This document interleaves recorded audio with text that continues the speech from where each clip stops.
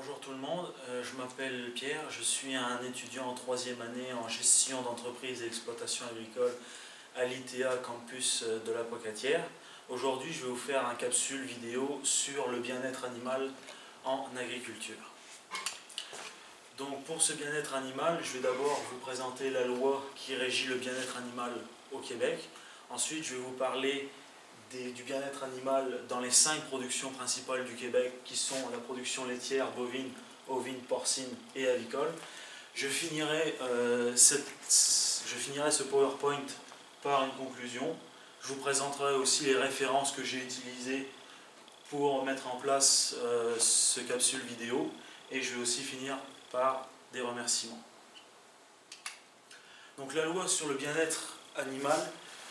Donc dans cette loi, il y a les 5 lois qui ont été définies, qui vient d'une organisation internationale américaine qui est la Farm Animal Welfare Council. La réglementation en vigueur que je vais vous présenter plus tard. Ensuite, je vais vous présenter un historique sur l'amélioration du bien-être animal qui a été effectué depuis les années 2000. Et je vais vous présenter aussi le projet de loi numéro 54 qui a été voté pendant l'année 2015 et de vous présenter les modifications qui ont été apportées à ce projet de loi. Donc les 5 libertés qui ont été définies dans la loi, on a d'abord l'aspect physiologique de l'animal. Dans cet aspect, on a l'absence de faim, l'absence de soif et l'absence de malnutrition. La malnutrition, c'est un cas où l'animal est atteint de maigreur extrême et qu'il n'a pas accès en quantité et en qualité suffisante de nourriture et d'eau potable. Ensuite, on a l'aspect environnemental. Donc, sur les lieux, il doit y avoir la présence d'un abri naturel. S'il n'y en a pas, on doit en fabriquer un contre les intempéries, donc la neige, la pluie, les périodes de forte chaleur et aussi contre le vent, qui est un grand facteur important sur le bien-être animal. Ensuite, on doit maintenir un confort quotidien de l'animal pour être sûr qu'il se balade à son aise et qu'il soit propre et sain. Et on doit aussi maintenir la propreté de la litière afin d'éviter la contamination de maladies ou de germes bactériologiques qui pourraient s'incruster dans l'animal à cause d'une litière mal entretenue. Ensuite, nous avons les aspects sanitaires. Donc d'abord, on a l'absence de maladies, l'absence de blessures physiques sur l'animal et l'absence de douleurs visibles aussi. Donc les blessures, c'est, mettons, une cicatrice qui est visible sur l'animal, mais que sur son carnet de santé, il n'est rien de marqué sur cette cicatrice, comme quoi ce n'est pas un acte chirurgical vétérinaire.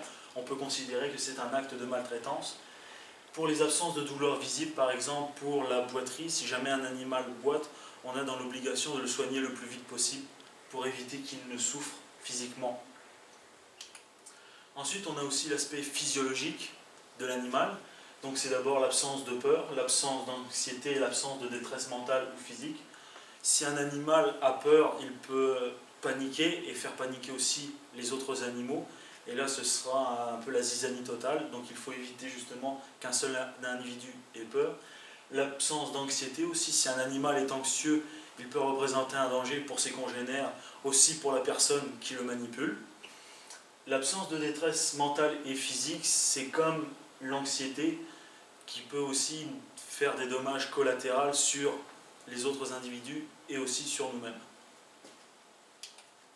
Ensuite, il y a l'aspect comportemental, donc c'est l'expression du comportement naturel d'une espèce. Par exemple, on a la rumination. La rumination, c'est quand une vache a ingéré ses aliments, elle va se coucher quelque part et ensuite elle mâche comme nous on mâcherait du chewing-gum. C'est ça le principe de rumination, c'est-à-dire qu'elle est en train de rebroyer ses aliments pour avoir tous les nutriments dont elle a besoin pour ses besoins physiques primaires.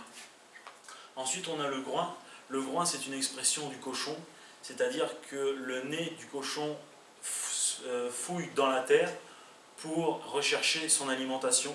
C'est ça l'expression du groin. Pour l'expression du grattage, c'est une expression qui vient des poules et des poulets, c'est-à-dire qu'ils grattent le sol à la recherche aussi de nourriture. Donc ça, ce sont les expressions naturelles des quelques espèces d'animaux que je vais vous présenter ensuite. Ensuite, pour la réglementation en vigueur au Québec, on a la loi sur la protection sanitaire des animaux, donc le chapitre page 42, et la loi sur le ministère de l'Agriculture, des Pêcheries et de l'Alimentation du Québec, donc le chapitre M14, qui régit les lois de bien-être animal au Québec. Dans cette loi, il y a la présence des 5 libertés que je vous ai parlé tantôt. Il y a aussi la loi qui encadre les principaux acteurs de l'agriculture au plan de l'élevage, aussi du transport, car le transport d'animaux rentre aussi dans les normes de bien-être animal, et aussi au niveau de l'abattage. Bien sûr, pour le respect de ces lois, il y a les inspecteurs du gouvernement qui sont régis par l'ICSA, donc l'Institut canadien de santé animale, l'ACIA, donc l'Agence canadienne d'inspection des aliments, et aussi le MAPAC, donc le ministère de l'Agriculture, des Pêcheries et de l'Alimentation. Donc, qu'est-ce que ces inspecteurs ont comme mandat? Ils ont le mandat de faire des inspections dans les fermes. Ça relève de l'inspection du MAPAC. Des véhicules de transport, ça concerne pour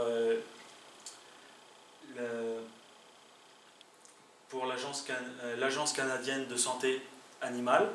Et ensuite, on a, pour niveau de l'abattoir, ça c'est l'ACIA, donc l'Agence canadienne des inspections des aliments, qui régit au niveau des abattoirs pour les inspecteurs. Donc, ces inspecteurs-là, ils peuvent procéder à un examen d'un animal ou d'un équipement comme un trailer pour le transport, et de prélever aussi des échantillons, donc des échantillons de poils ou des échantillons sanguins sur l'animal aussi pour vérifier si l'animal est en bonne santé. Et si jamais il y a quelque chose qui est flagrant et qui ne respecte pas cette loi, eh bien ils ont le pouvoir de saisir ou de confisquer un animal ou un équipement si jamais ces normes ne sont pas respectées. Donc il y a aussi le code criminel pour la maltraitance qui est faite aux animaux d'élevage. Donc pour un cas de malnutrition, la première offense peut aller de 600 $ pour un seul animal à 12 000 $ pour un troupeau d'animaux au complet si les cas de malnutrition s'avèrent avérés. Et si jamais il y a une récidive de la part de l'individu, les amendes doublent. Pour le cas de maltraitance, la maltraitance faite pour un seul animal est de 2 000 $. Et si jamais c'est un troupeau complet qui s'avère être un cas de maltraitance, l'amende peut monter jusqu'à 25 000 $ pour une première offense. Si jamais la personne décide de récidiver, les amendes triplent.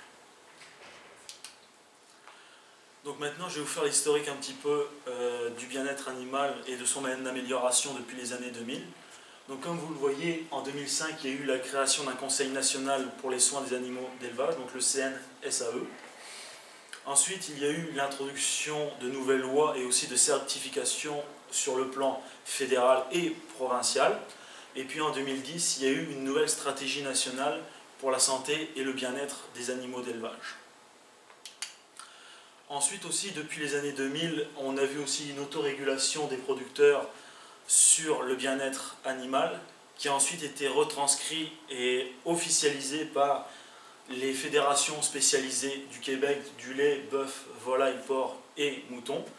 Et ensuite, on a vu aussi une collaboration sur le bien-être animal entre les fédérations spécialisées, l'Union des producteurs agricoles, qui est le syndicat du Québec, ainsi que le MAPAC et le Conseil national de soins aux animaux d'élevage.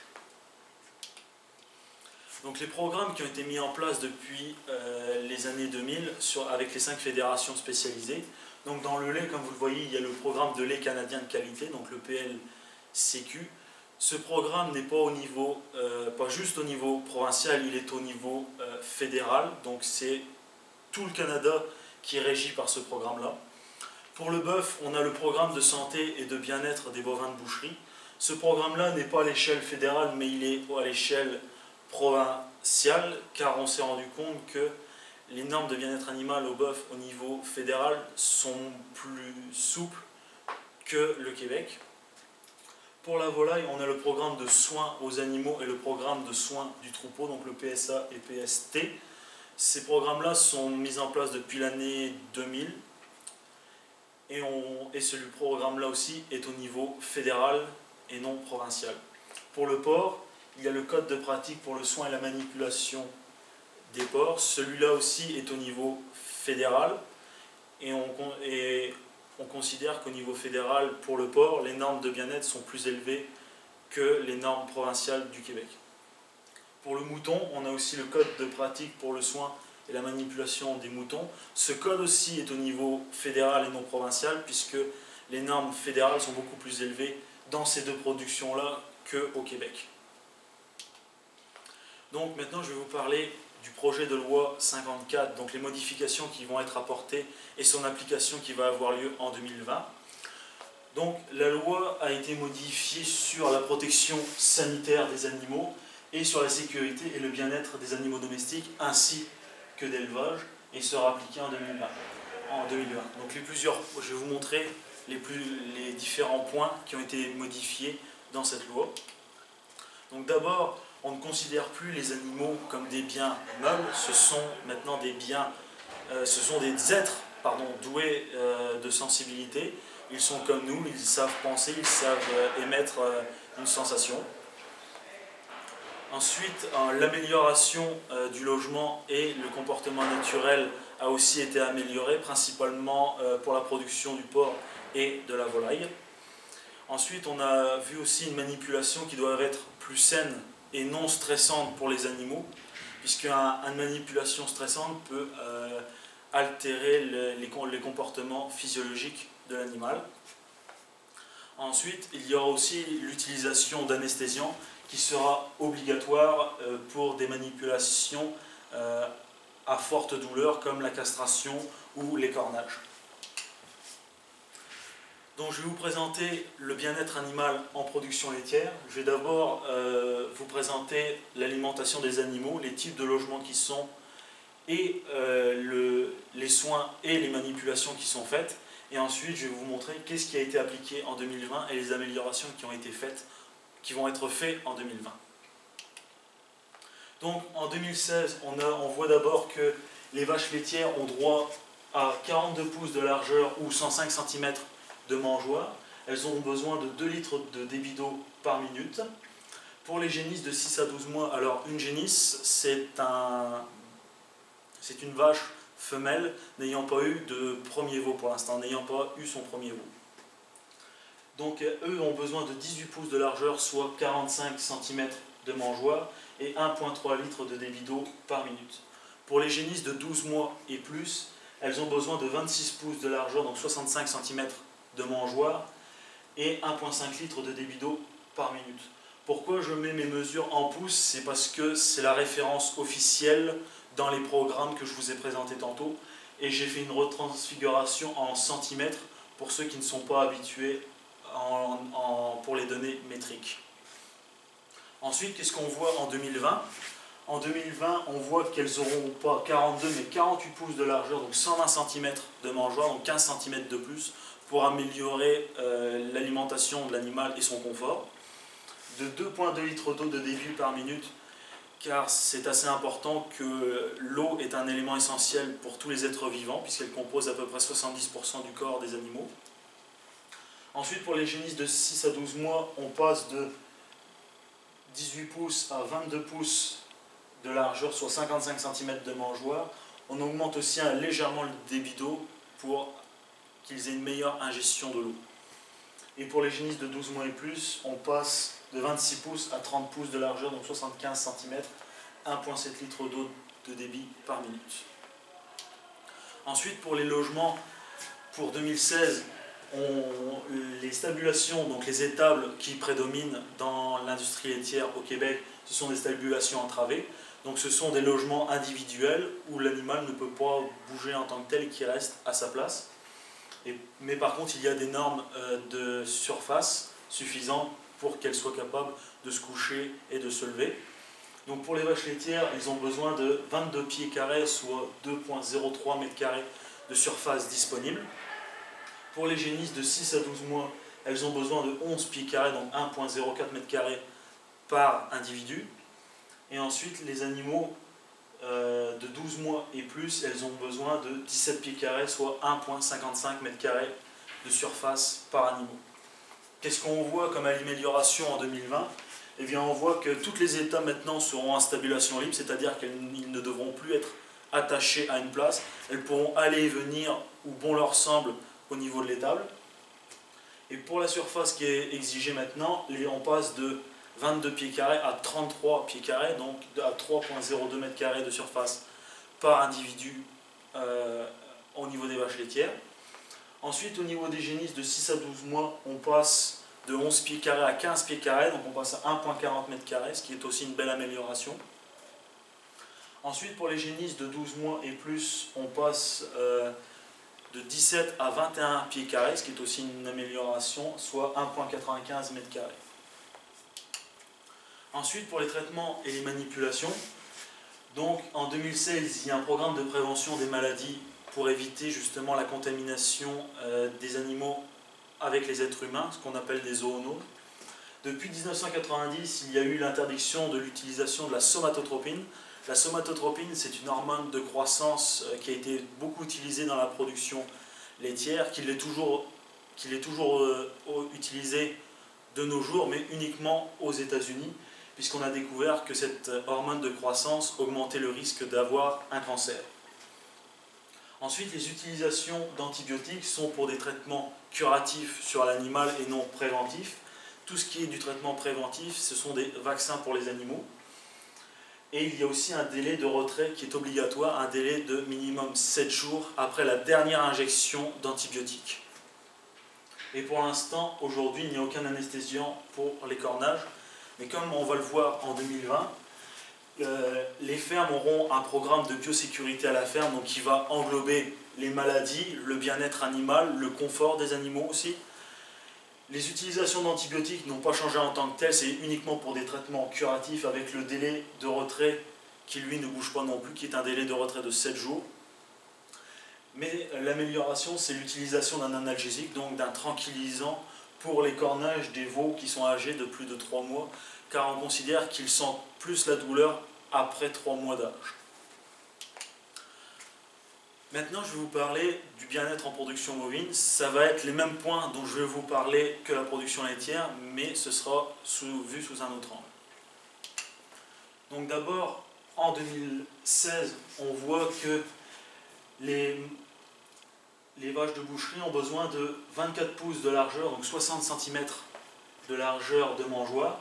Elles ont besoin aussi de 2 litres de débit d'eau par minute pour subvenir à leurs besoins en eau. Pour les bouvillons d'abattage, ce sont des animaux qui sont engraissés pour devenir du steak et qui sont abattus à un poids d'à peu près 600 kg. Donc ces animaux-là ont besoin de 18 pouces de largeur, donc 45 cm de mangeoire et de 1,7 litre d'eau de débit d'eau par minute. Les changements importants qui auront lieu en 2020, on passe de 24 à 28 pouces de largeur, donc 70 cm. Les débits d'eau pour les deux animaux n'ont pas bougé en tant que tel. C'est principalement la largeur des mangeoires, comme on le voit dans le bouvillon d'abattage, qui passe de 18 à 24 pouces de largeur, donc 60 cm de mangeoire pour les bouvillons d'abattage, pour une meilleure ingestion et un meilleur confort des animaux. Ensuite, pour les différents types de logements, donc en 2016, on voit qu'il y a les vaches de boucherie ont besoin de 43 pieds carrés, soit 4 mètres carrés de surface pour un seul animal. Pour les bouvillons d'abattage, ils ont besoin de 22 pieds carrés ou de 2 mètres carrés par individu. Ça, c'est ce qui est mis en place aujourd'hui, mais il y aura des changements pour 2020. Ensuite, nous avons les enclos hivernales de basse densité.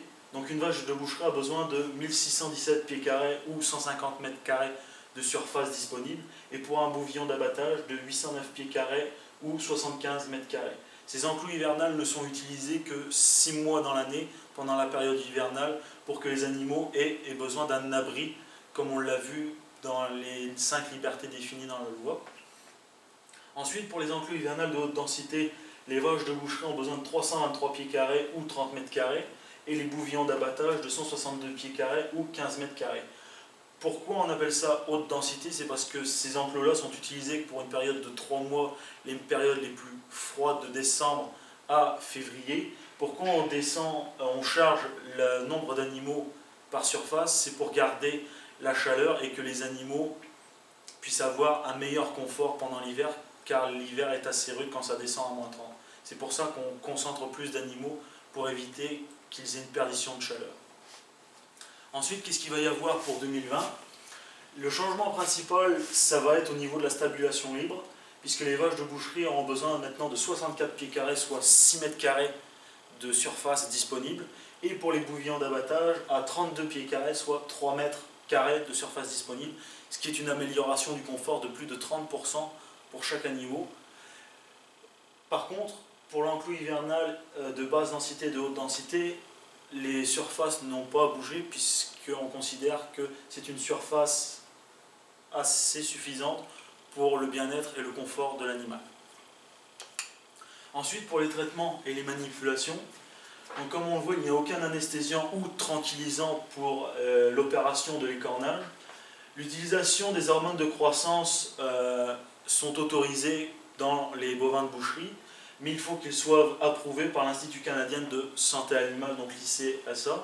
Pour l'instant, l'ICSA n'a autorisé que 4 produits d'hormones de croissance, et ces 4 produits-là sont tous d'origine naturelle, comme l'œstrogène ou la testostérone.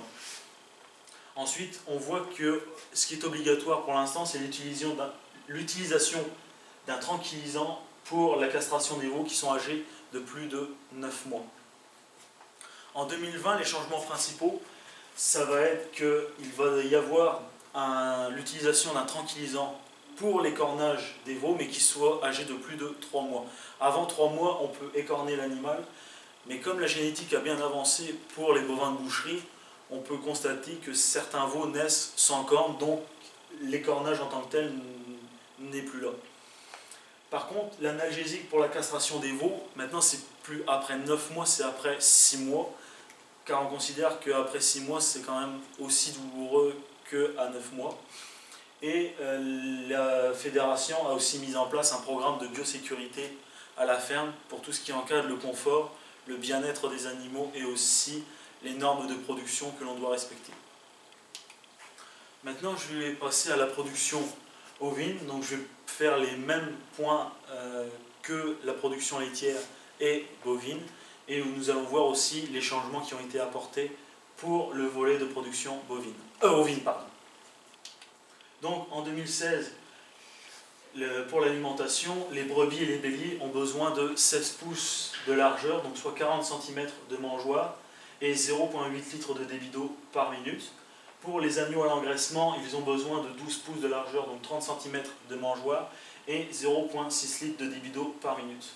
Qu'est-ce qu'on voit comme changement pour 2020 ? On constate qu'il n'y a aucun changement pour l'alimentation de ces animaux, puisque si on augmente la surface de mangeoire des animaux, on constate qu'il y a une augmentation du gaspillage. Donc ça ne sert à rien puisque ça coûte très cher à faire nourrir ces animaux-là.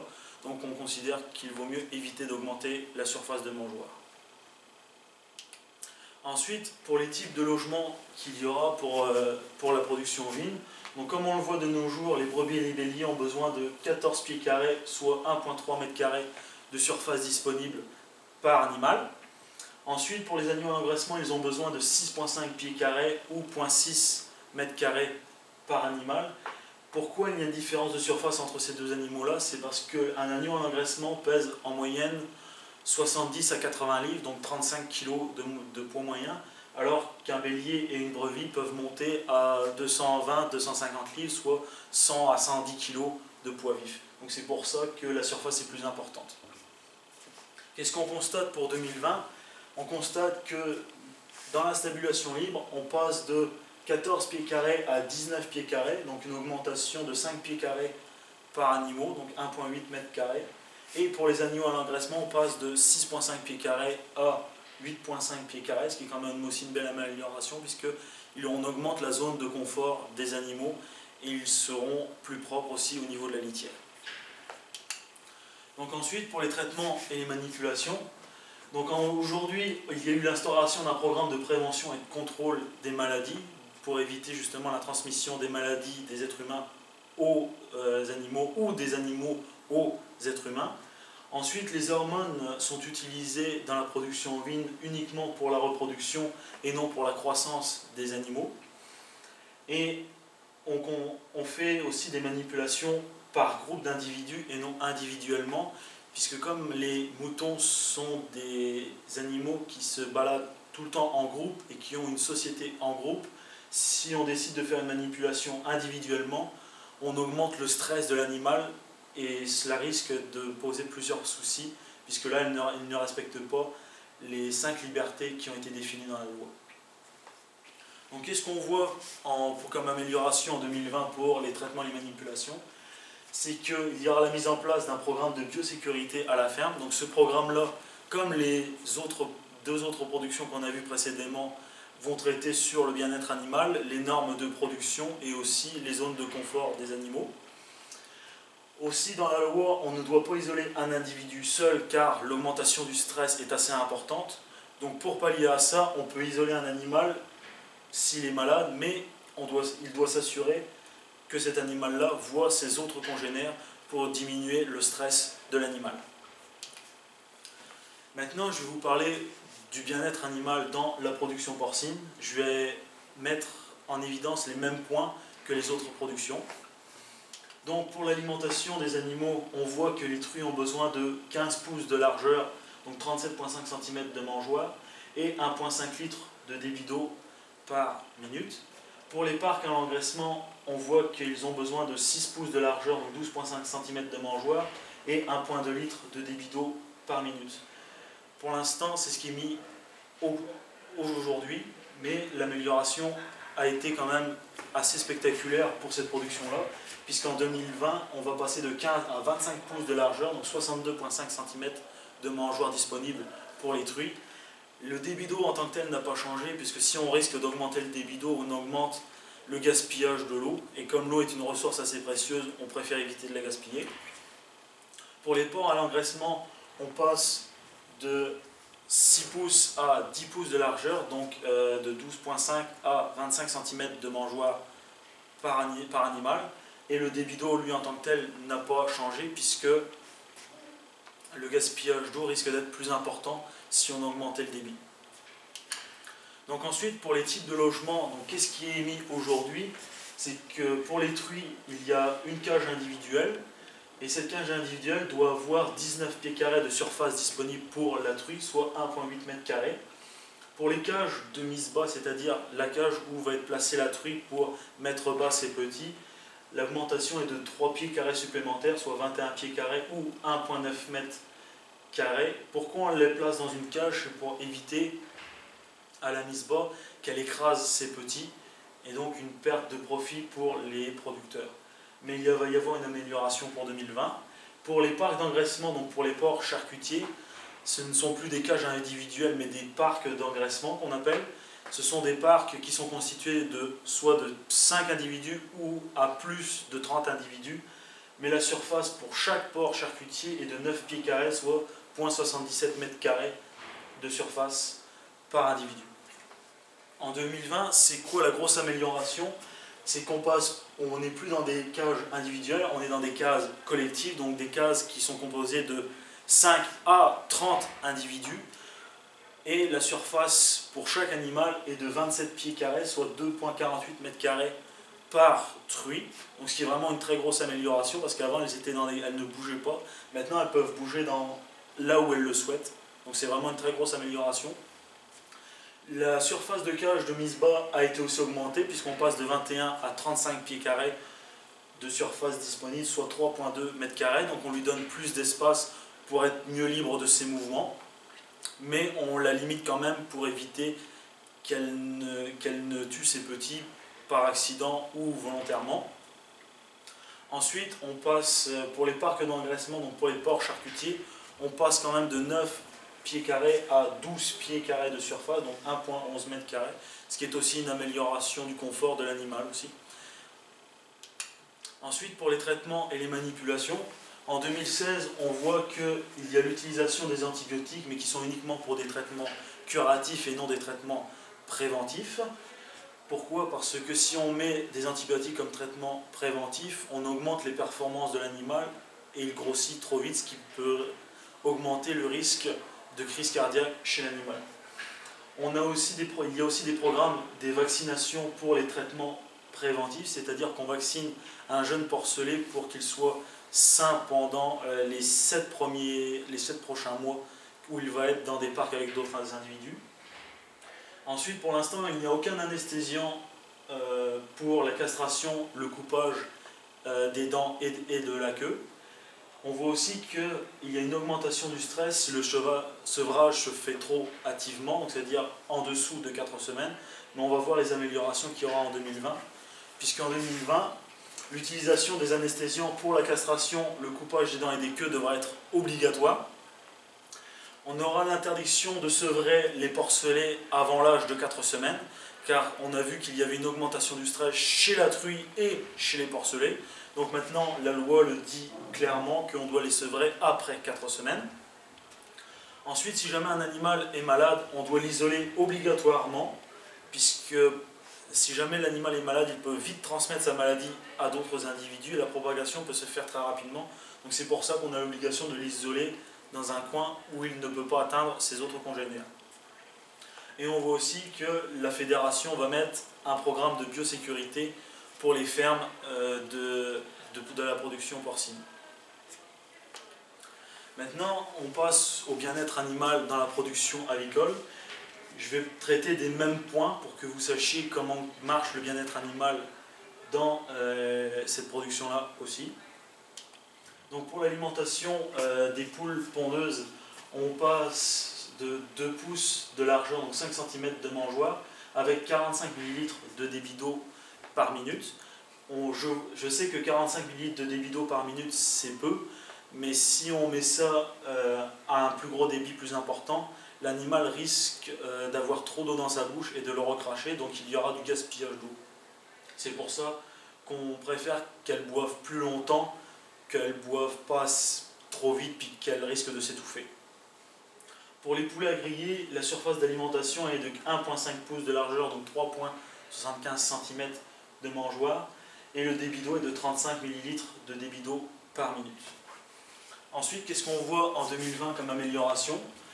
On voit que les poules pondeuses auront accès maintenant à 2,5 pouces de largeur, donc 6,25 cm de mangeoire par poule. Le débit d'eau n'a pas changé puisque je vous l'ai expliqué tantôt, il y aura des risques de gaspillage et c'est pas ça que l'on souhaite. Ensuite, pour les poulets à griller, on passe de 1,5 pouces à 2 pouces de largeur, soit 5 cm de mangeoire pour chaque individu. Le débit d'eau, lui non plus, n'a pas changé, car on considère que c'est suffisant pour la production. Ensuite, pour les types de logements qui sont faits en 2016, on parle d'une cage conventionnelle de 75 pouces carrés, donc 470 cm² par poule. Pour les poulets à griller, on est à 1,6 poulets par pied carré, soit 18 poulets par mètre carré de surface de bâtiment. Je vous ai fait cette vulgarisation-là parce que la fédération met ça en kilos par mètre carré et ce serait trop compliqué de faire une conversion pour vous qui ne sachiez pas trop comment marche cette production. Donc j'ai préféré mettre la surface en nombre de poulets plutôt qu'en poids de poulet par surface de bâtiment. Qu'est-ce qu'on voit pour l'application en 2020 ? Bien, les poules pondeuses ont droit à une cage enrichie de 116 pouces carrés, donc 725 cm² par poule. Quand on parle de cage enrichie, c'est une cage avec à l'intérieur un perchoir, une nichoire et aussi une surface pour permettre le grattage qui est le comportement naturel de la poule, chose qu'ils n'ont pas encore aujourd'hui dans les cages conventionnelles. Et on voit aussi une nette amélioration de la surface par nombre de poules, par poule. Ensuite, pour le poulet à griller, on voit qu'on passe de 1,6 à 1,4 poulets par pied carré, soit 15 poulets par mètre carré. Le poids de chargement est en kilos, et comme on a vu que le nombre de poulets grossissait plus et était plus lourd, on a décidé d'enlever des poulets en gardant le même poids par surface de bâtiment. Mais on voit que ça a quand même amélioré le confort de l'animal en retirant 3 poulets par mètre carré. Ensuite, pour les traitements et les manipulations dans la production avicole, Donc les antibiotiques sont utilisés pour faire un traitement préventif et aussi curatif pour la production avicole. Bien sûr, il faut une prescription du vétérinaire et il y a un délai de retrait aussi qui est obligatoire, un retrait de 12 à 22 jours en fonction de la concentration du produit. Les vaccins sont utilisés aussi pour les traitements préventifs. Les vaccins sont principalement administrés au couvoir quand les poussins ont 1 jour d'âge. C'est le seul vaccin que l'on puisse administrer pour la production avicole. Il y a par contre, les hormones de croissance ne sont plus utilisées dans les élevages avicoles et en plus elles sont interdites depuis 1973.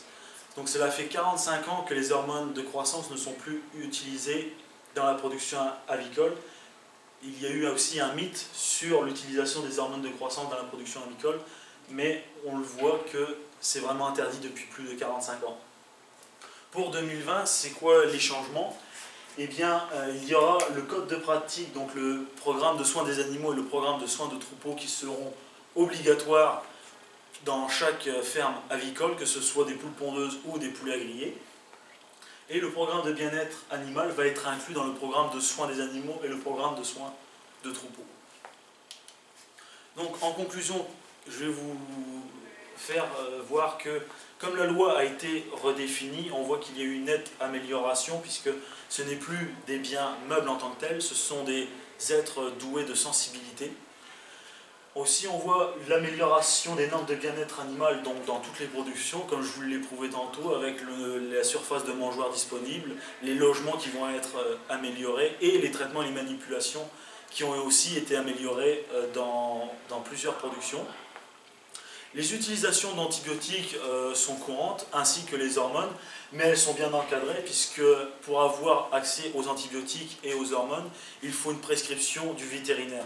On ne peut pas en obtenir comme bon l'on semble, puisqu'il faut une prescription vétérinaire.